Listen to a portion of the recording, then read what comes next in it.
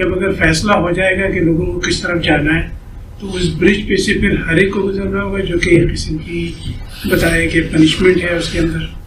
یہ ایک رویا ہے رسول اللہ صلی اللہ علیہ وسلم کا، جس میں یہ بتایا گیا ہے کہ اس دنیا میں جس امتحان میں انسان کو ڈالا گیا ہے اس کی مثال کیا ہے.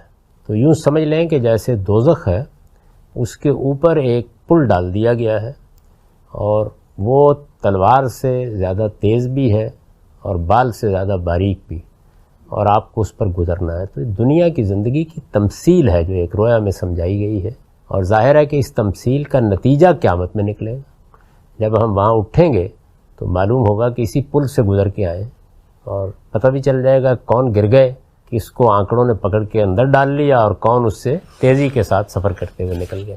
تو یہ اصل میں اس تمثیل کا بیان ہے، یہ واقعے کا بیان نہیں، لیکن دنیا کی حد تک بالکل واقعہ ہے. اگر آپ غور کریں تو ہم صرف اسی پلسرات سے گزر رہے ہیں.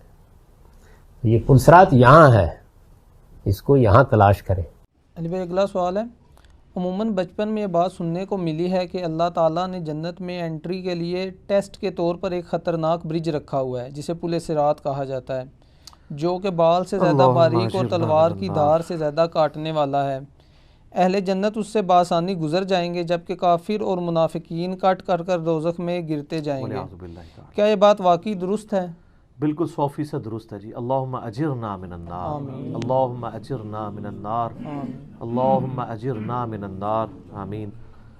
اللہم من احییتہ منا فاحیہ علی الاسلام ومن توفیتہ منا فتوفہ علی الایمان.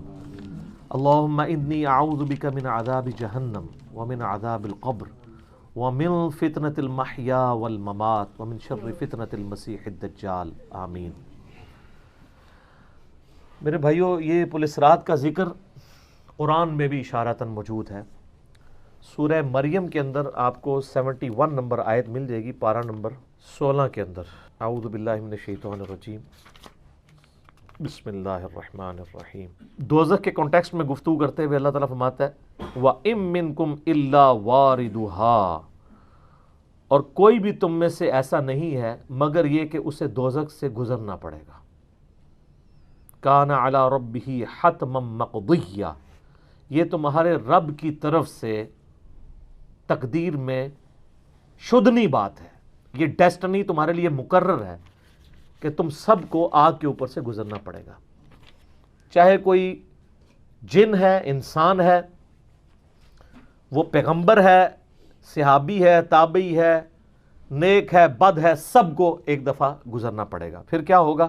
ثم ننجی الذین اتقوا ونذر الظالمین فیہا جثیا، پھر ہم نجات دے دیں گے اہل تقوی کو، اور جو ظالم ہیں ان کو گھٹنوں کے بل اسی دوزخ میں رہنے دیں گے. والعیاذ باللہ تعالی. اللہم اجرنا من النار، آمین. بخاری مسلم میں کئی ایک احادیث ہیں پل صراط کے حوالے سے. ایک وہ حدیث جو بخاری اور مسلم دونوں میں موجود ہے. اللہ کے محبوب صلی اللہ علیہ وآلہ وسلم فرماتے ہیں کہ قیامت والے دن اللہ تعالیٰ جہنم کے دونوں سروں پہ ایک پل رکھے گا، یعنی جہنم کو پار کرنے کے لیے ایک بہت بڑا پل رکھے گا. بخاری مسلم کے الفاظ ہیں سب سے پہلے میں اپنی امت کو لے کے اس کے اوپر سے گزروں گا، اور اس کے بعد باقی انبیاء بھی اپنی امت کے لوگوں کو اپنے ساتھ لے کر گزریں گے، اور ہر رسول کی زبان پہ سمیت میرے رب سلم رب سلم رب سلم ہوگا. اے اللہ سلامتی فرمانا، اے اللہ سلامتی فرمانا، اے سلامتی فرمانے والے رب سلامتی فرمانا. ہم نماز کے بعد بھی مسلم شریف میں دعا ہے نا، اللہم انت السلام ومنک السلام تبارک یا ذا الجلال والاکرام، سلامتی. اور نبی الاسلام فرماتے ہیں یہ کلام بھی صرف انبیاء کر رہے ہوں گے، انبیاء کے علاوہ کسی کو کلام کرنے کی اجازت بھی نہیں ہوگی. آپ ویسے کہتے رہیں کہ ہمارے بزرگ جو ہیں وہ پھڈا ڈال کے بیٹھ لیں گے کہ میں اپنے مرید لے کے جانے میں. بخاری مسلم کہتی ہے کہ انبیاء کے علاوہ سب کی زبانیں ہوں گی گونگ، سوائے اس کے کہ وہ کہیں گے رب سلم رب سلم رب سلم. پھر نبی الاسلام فرماتے ہیں کہ بخاری مسلم کے الفاظ ہے کہ جب لوگ پل صراط سے گزر رہے ہوں گے نا تو پل صراط کے دونوں جانب آنکڑے لگے ہوئے ہوں گے، جس طرح کے کانٹے ہوتے ہیں، اور وہ گزرنے والوں کو زخمی کر رہے ہوں گے. اور اٹھا کے مجرمین کو دوزخ میں پھینک رہے ہوں گے. جیسے کرین کی آپ سمجھیں کہ وہ آگے کرین سے وہ چیزیں اچک کے پھینکی جاتی ہیں نا, تو نبی علیہ السلام فرماتے ہیں اس طرح وہ اچک کر جہنمیوں کو اس پل سے گزرتے ہوئے اچک کر پھینک رہے ہوں گے جہنم میں. اور نبی علیہ السلام نے یہ بھی فرمایا, بخاری مسلم کے الفاظ ہیں کہ ہر شخص اپنے اعمال کے مطابق گزر رہا ہوگا. کوئی سورین کے بل گھسٹتا ہوا جا رہا ہوگا, استغفر اللہ توبہ الیہ. آپ سر اس منظر کو امیجن بھی نہیں کر سکتے. یہاں تو کہتے ہیں لوگ جو کچھ بھی ہے تیرے محبوب کی امت سے ہے, تو وہ امت کون سی ہے جو گزر رہی ہوگی؟ وہ آپ ہی لوگ ہی ہیں, ہم لوگ ہی ہیں. اللہ تعالیٰ سلامتی کے ساتھ ہمیں گزار دیں, آمین. آپ علیہ السلام فرمایا کہ بعض لوگ جو ہیں وہ یعنی تیز رفتاری سے گزر رہے ہوں گے, بعض گھسٹ کے اپنے اعمال کے مطابق گزر رہے ہوں گے, اور پھر لوگ کٹ کے دوزخ میں گر رہے ہوں گے. بخاری مسلم کے الفاظ ہیں, اس پل سے کٹ کے دوزخ میں گر رہے ہوں گے, پھر وہ دوزخ میں رہیں گے یہاں تک کہ اللہ تعالیٰ ان کے لیے کوئی فیصلہ فرماتا ہے. وَلِعَوْذُ بِاللَّهِ تعالیٰ, اللہ تعالیٰ کی پناہ. اللہم اجرنا من النار, آمین ثم آمین. صحیح مسلم میں ایک حدیث ہے, ابو سعید خدری کہتے ہیں کہ ہمیں یہ بات بھی پہنچی ہے کہ وہ پل جو ہے وہ تلوار کی دھار سے زیادہ تیز اور بال سے زیادہ باریک ہوگا. یہ الفاظ بالکل صحیح ہیں صحیح مسلم کے اندر.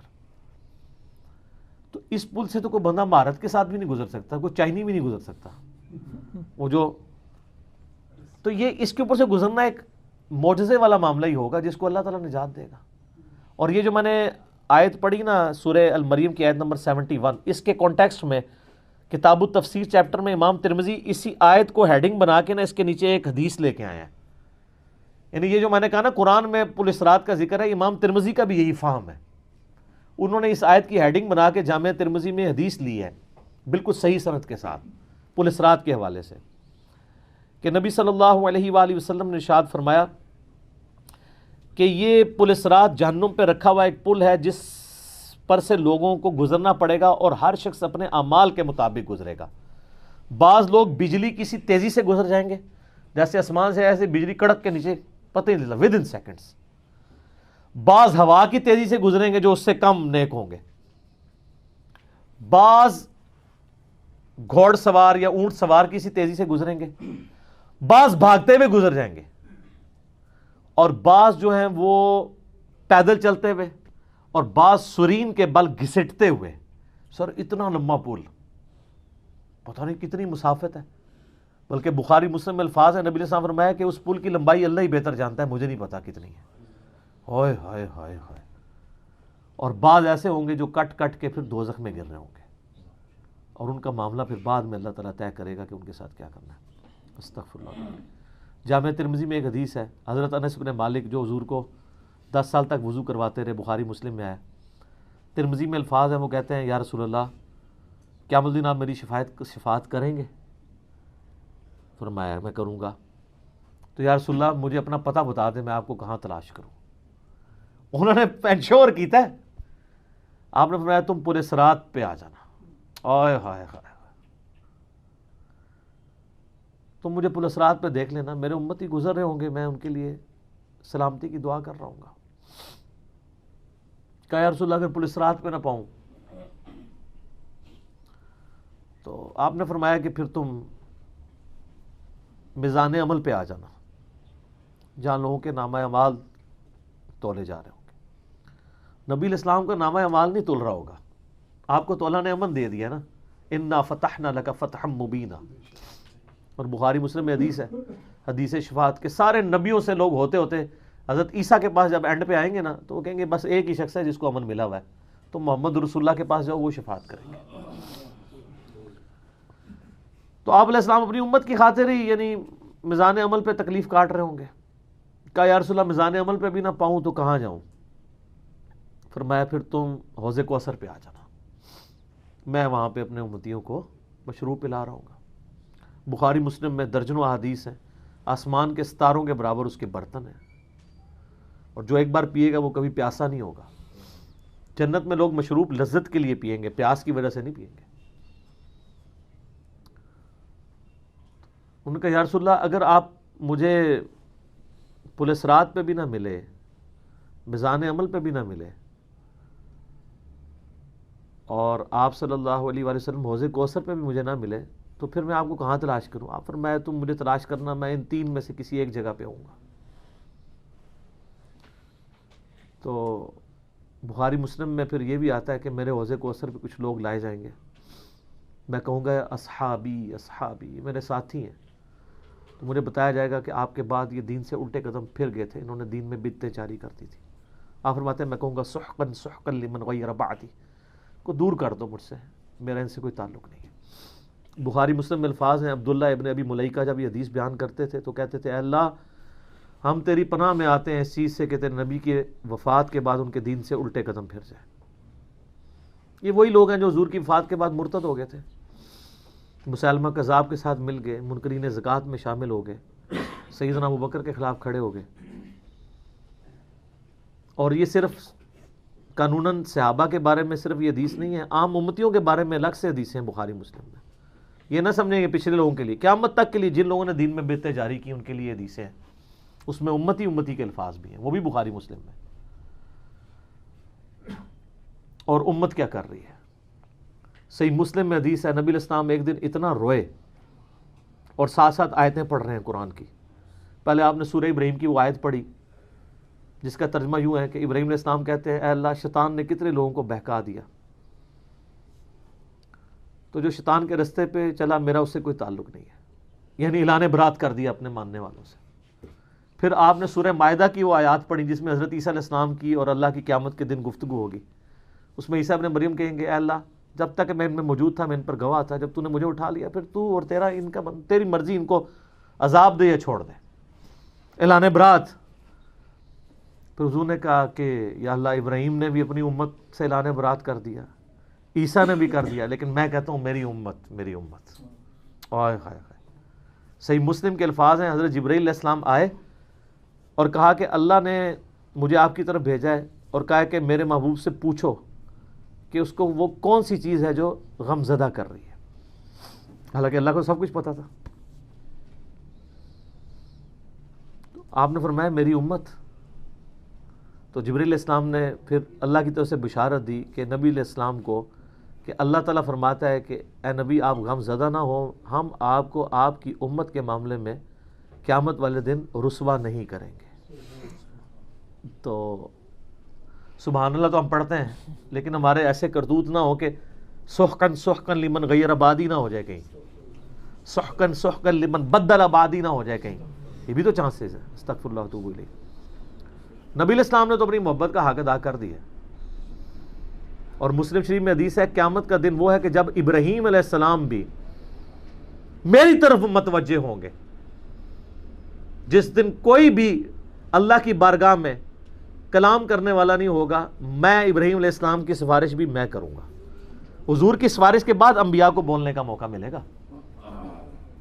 اسی پہ وہ اعلیٰ حضرت کا شعر ہے نا، وہ جہنم میں گرا ان سے جو مستغنی ہوا، ہے خلیل اللہ کو حاجت رسول اللہ کی۔